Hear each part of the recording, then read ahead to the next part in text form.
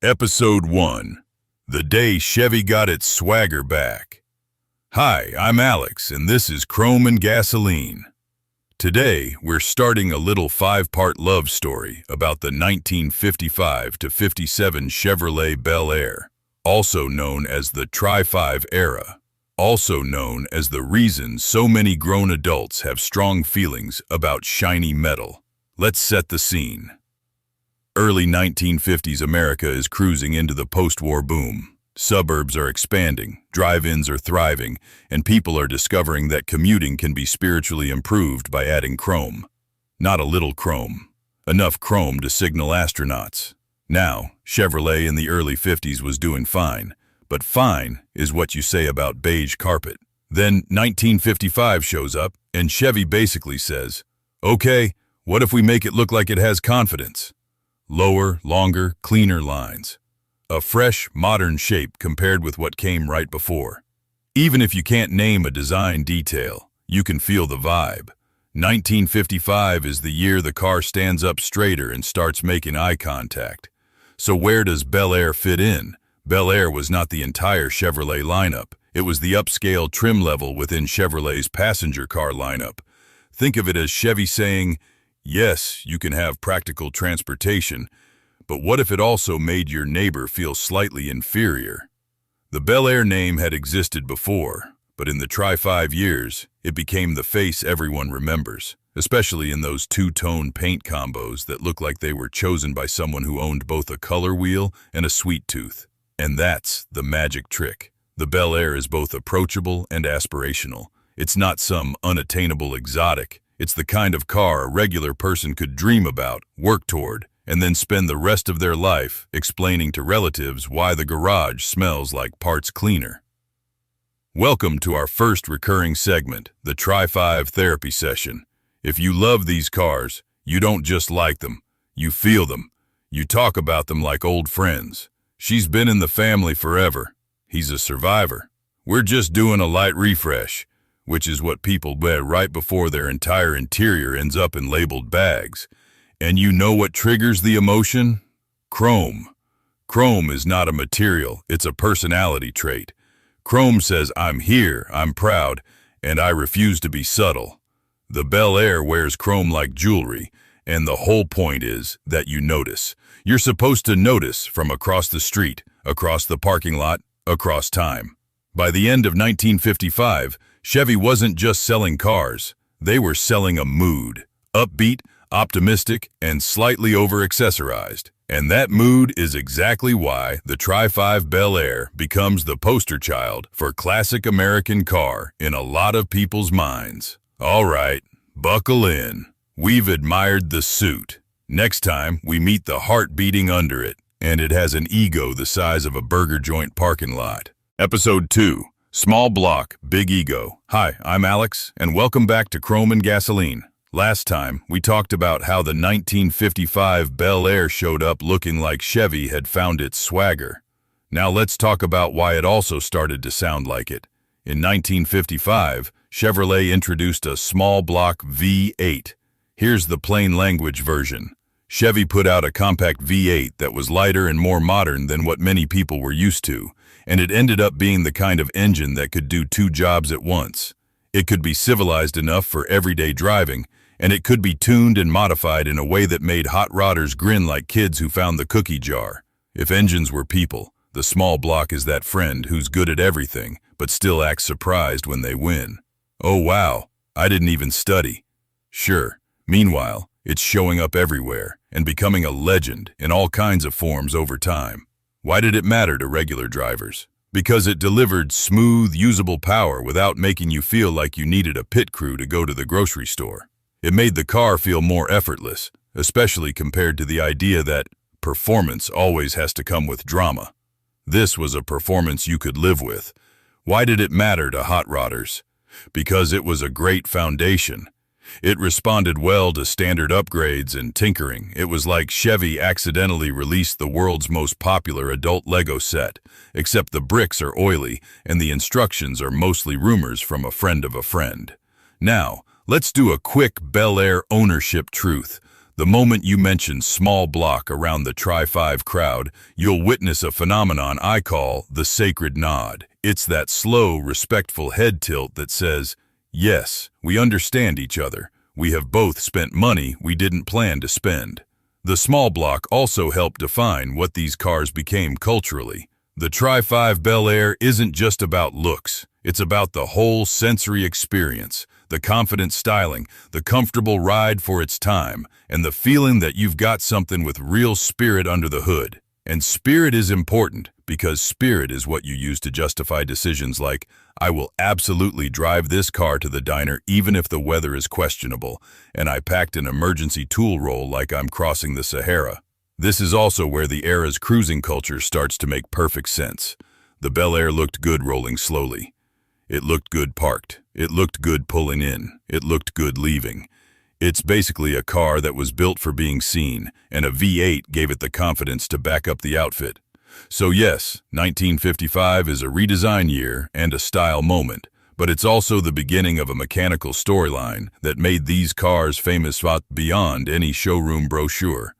All right, we've met the engine with the big personality.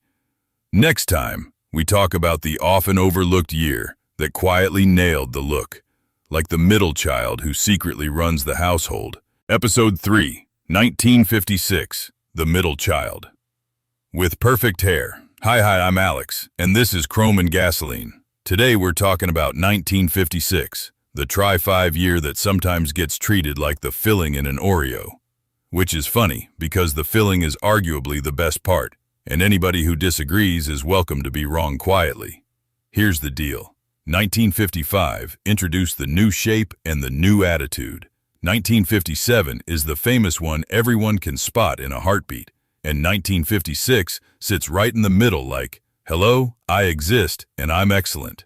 Styling-wise, 1956 refined the look. The overall silhouette stays in the Tri-5 family, but details change. Trim, accents, the way the front end presents itself.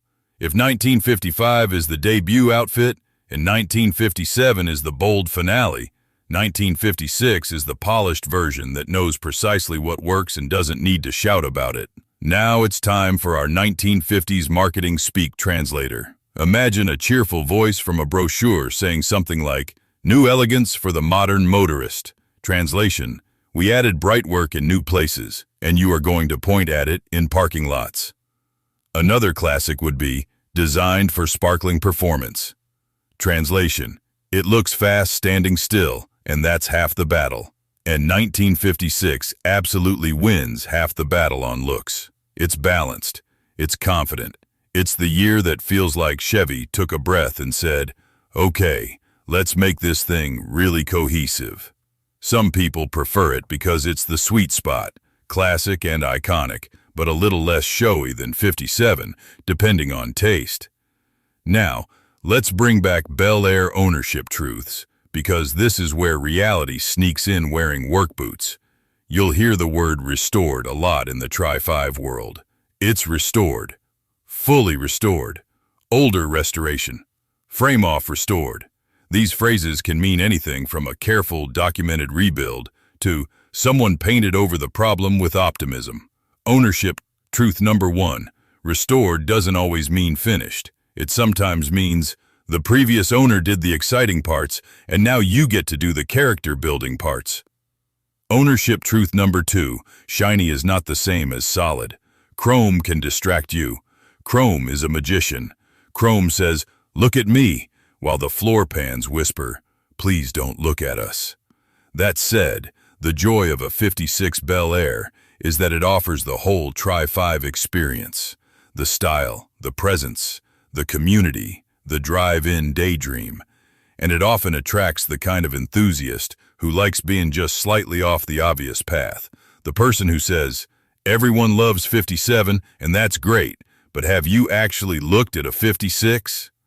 That person is correct, and also probably has extreme opinions about paint codes. All right, we've given 1956 its rightful moment in the spotlight.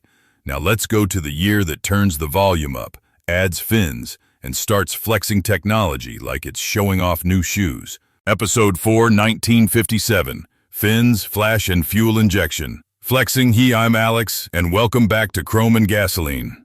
Today is 1957 day, the year the Tri-5 Bel Air becomes the icon with a capital I. Even people who don't know cars can often spot a 57 because it looks like it arrived with its own applause.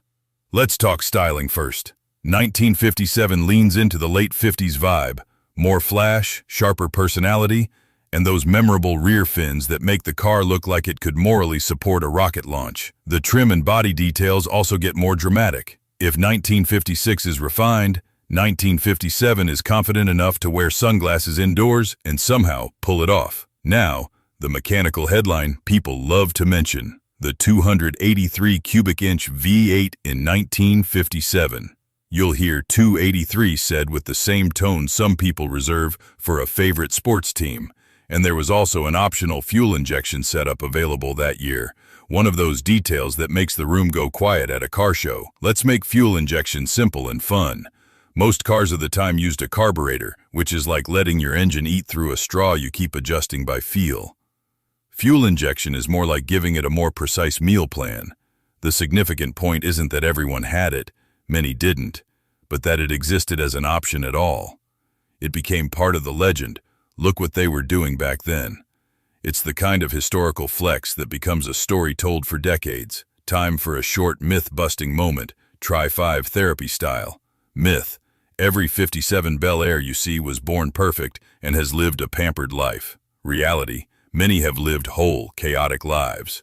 They've been daily drivers, projects, restorations, modified hot rods, and sometimes all of the above in different decades.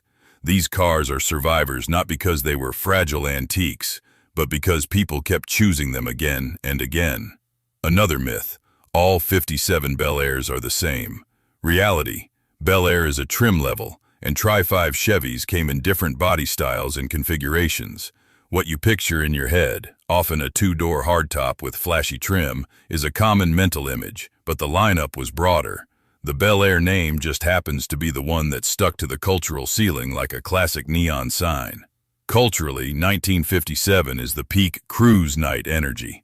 Picture the car club meetups, the slow laps around town, the parking lot conversations that start with "What's under the hood?" and end with someone offering you a business card for a guy who does chrome the right way.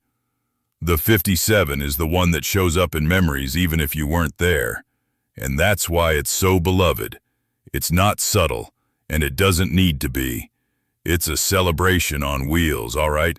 We've admired the most famous face of the Tri-5 era. Now let's get practical, because loving a Bel Air is easy. Owning one responsibly is where character is forged. Episode 5: How to Love a Bel Air Without Losing Your Mind. Hi, I'm Alex, and this is Chrome and Gasoline. We've walked through the Tri-5 Bel Air era, 1955's swagger, 1956's underrated polish, and 1957's full-volume icon energy. Now it's time for the part where we keep your dreams intact while protecting your wallet and your weekends. First, the most important Bel Air ownership truth: you are not buying a car. You are adopting a lifestyle. A lifestyle where your browser history includes the word reproduction, and that's a totally normal, wholesome thing involving trim pieces. If you're shopping for a Tri-5, your best friend is patience. Look at more than one. Learn what stock, restomod, and tasteful upgrades mean to different people, because those definitions can vary wildly. One person's tasteful is another person's, "Why is there a modern steering wheel in here like this is a rental car?" When you inspect a car, remember episode 3. Shiny is not the same as solid. Chrome can be brand new, while hidden issues are very, very vintage. Ask about documentation when possible. Ask what's been done, how it was done, and who did it. If the answers get vague, that doesn't mean walk away immediately, but it does mean you start listening with your adult brain instead of your inner teenager. Also, don't underestimate the community. Tri-5 people are everywhere, and they love to talk.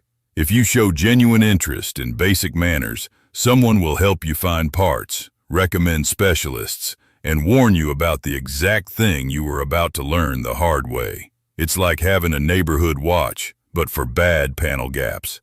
Now let's talk restoration reality. Restoring one of these cars can be incredibly rewarding, but it's also a long-term relationship. You will have moments of joy, moments of confusion, and moments where you stare at a small bracket and wonder if it's important, or if it's just the automotive version of a spare sock. The good news is that Tri-5 Chevys are supported by a huge parts and knowledge ecosystem. People have been working on these cars for decades. That means solutions exist. The bad news is that solutions cost time, money, or both, and sometimes they arrive in boxes that look suspiciously like they contain your weekends. So how do you love a Bel Air without losing your mind? Set a goal. Do you want a show car, a driver, a mild cruiser, or a more modernized build with classic looks? The Tri-5 era can handle all of those. Just don't try to build 4 different visions at once. That's how projects turn into garage furniture. And here's the why behind all this. These cars capture a specific kind of optimism. They're stylish without being intimidating. They're iconic without being unreachable in spirit. They represent a time when design was bold, details mattered, and nobody was afraid to add a little extra sparkle to the everyday. That's our final Tri-5 therapy session. If you love these cars, you're not just chasing metal. You're chasing a feeling of cruising, of simplicity, of a machine that looks you in the eye and says, "Go ahead, take the long way." I'm Alex, and this has been Chrome and Gasoline. If you need me, I'll be out here admiring chrome like it's a renewable resource.